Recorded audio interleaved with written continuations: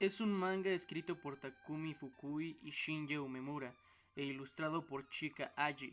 Su adaptación al anime llegó el 17 de junio de este año gracias a que fue licenciado por Netflix, de la mano del estudio Graphinica, quienes participaron en la producción de las ovas de Hellsing Ultimate de los capítulos 8 al 10 junto con el estudio Kelmatic, y también de la mano del director Masao Okubo, quien había tenido participaciones como animador en trabajos como la serie de Thundercats del 2011, Yu-Gi-Oh! Arc 5, Detective Conan, entre otros, además de contar con Kazuyuki Fudeyasu trabajando en el guion. Kazuyuki ha trabajado en series como Black Clover del 2017 al 2018 en los escenarios y en el 2007 trabajó en el guion de Claymore.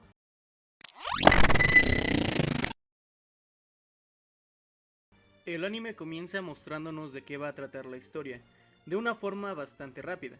Nos ubicamos en el llamado Consejo del Valhalla, una reunión donde los dioses deciden el destino de la humanidad, en ciclos de 1000 años.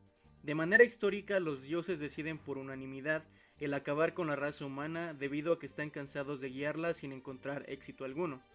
Brujilde, la mayor de las 13 valquirias, interrumpe el veredicto para recordarles a los dioses que llegados a ese punto, la humanidad aún contaba con el Ragnarok, un torneo donde participarían 13 humanos y 13 dioses, siendo el ganador aquel equipo que consiga 7 victorias antes que el otro. Si la humanidad llegara a ganar, se les otorgaría el permiso para existir durante 1000 años más. Esto es en sí lo que a grandes rasgos define Shumatsu no Valkyrie, ya que a lo largo de los capítulos vemos el desarrollo de las primeras 3 peleas que conforman esta primera temporada.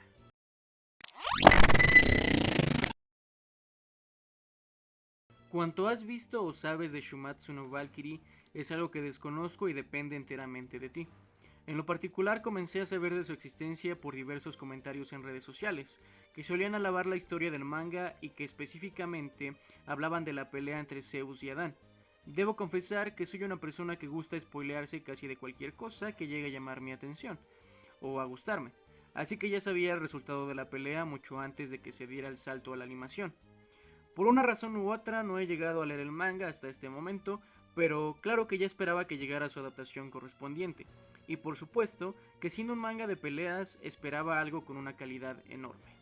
Una gran sorpresa me llevé al ver que en cuestiones técnicas hubieron varios aspectos a los que se les pudo poner algo más de empeño, o mucho más empeño. Comencemos hablando de la historia. Esta, como ya he mencionado, inicia con un buen ritmo. Sus bases quedan claras rápidamente y dan una buena entrada a la parte de las peleas. Sin embargo, es aquí donde comienzan a surgir los detalles. En cuanto al ritmo, las peleas se sienten muy lentas, al grado que comencé a aburrirme a mitad del segundo capítulo, donde la pelea entre Thor y Lubu tomaba lugar.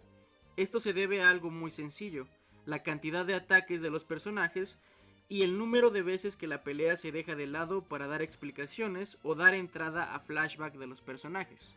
Al volver a ver la pelea de Thor vs Lubu, me encontré con los siguientes datos.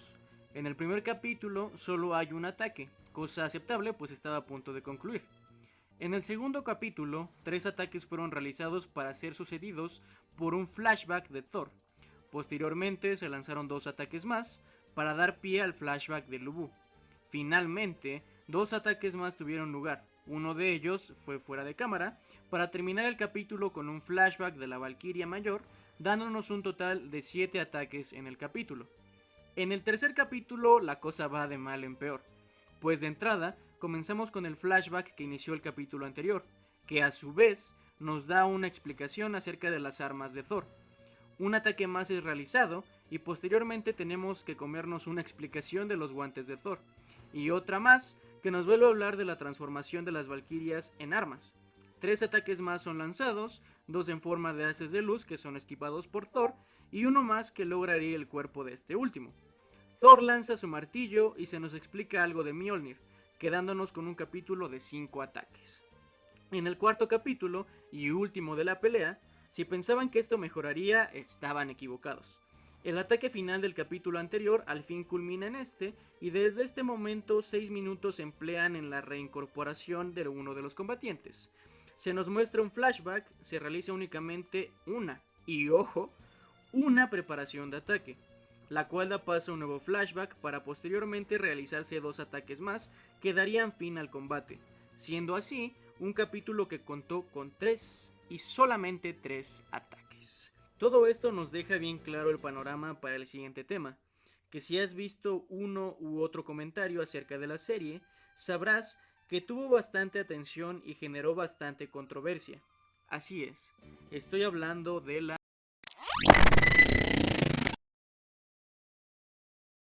Si bien ya admití que partí con expectativas altas, debo aclarar que la animación no me representa problema al momento de gustar de una historia. Simplemente externaré algunas ideas que he leído y me han retroalimentado al momento de hacer este análisis. Seamos honestos, cuando vemos algo relacionado con peleas esperamos que nos mantenga al borde del asiento, con ataques rápidos de aquí para allá, al menos en la mayoría de los casos. Y esto, como ya mencioné, tiene que ver mucho con el ritmo.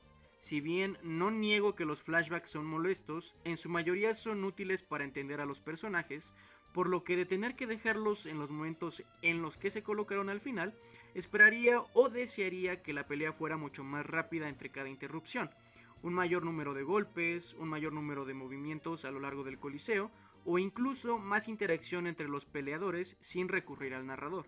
Todo esto parece mucho pedir al saber que alguien tiene que animarlo, pero debido a la dirección de la animación tomada, tenía todo disponible para hacerlo. Se preguntarán, ¿a qué me refiero? Y es que se hicieron muchos ahorros, entre comillas, a la hora de animar. Los escenarios y personajes quedan estáticos durante mucho tiempo, del que ocupan en pantalla.